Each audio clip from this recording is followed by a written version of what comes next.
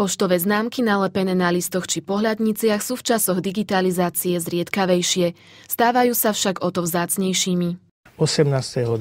vyšla prvá československá známka. Predtým sa používali známky císarstva rakúskeho a uhorského.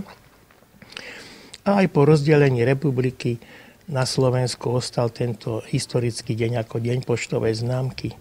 Neznalcov možno prekvapí, že každá poštová známka má rodný list s bližšou charakteristikou. Známka neplatí len ako platidlo, ako cenný papier, ale je to aj určitý druh reprezentácie krajiny. Do zbierky filatelistov pribudla už aj vianočná známka Narodenie vitráže obdobia romantizmu.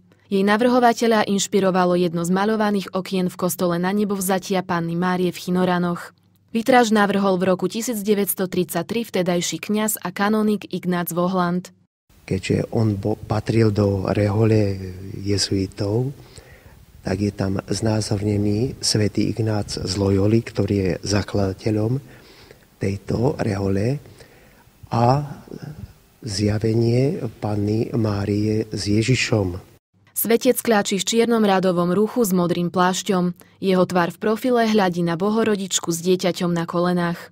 Prejavili sme aj tú radosť aj pri inaugurácii samotnej tejto známky, ktorá bola v našej farnosti, v našom chráme 14.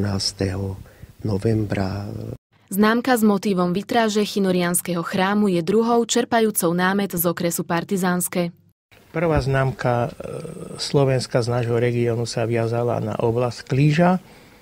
Tieto dve známky sú také zvláštne, že pripomínajú nám našu rodnú domovinu. Táto známka nám pripomína tajomstvo, ktoré slávime, budeme sláviť teraz zvlášť na Vianoce, narodenia nášho Pána. A takisto pripomína aj to 200 výročie obnovy rehole jezuitov. O tom, že vitráž zdobí poštovú známku, vedia aj miestni občania a svoje nadšenie neskrývajú. Samozrejme, že vieme.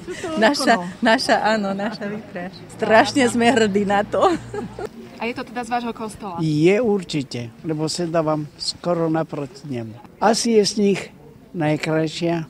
No tak sme radi, nadšení a teda ďakujeme aj tomu pánovi kanonikovi Vohlandovi, ktorý tu pôsobil mnohé roky a postaral sa aj o rozšírenie nášho chrámu, aj o tie krásne okná. Tam, kam prídu zásielky s touto poštovou známkou, budú symbolizovať posolstvo Vianoc, ale aj krásu Chinoriánskeho chrámu.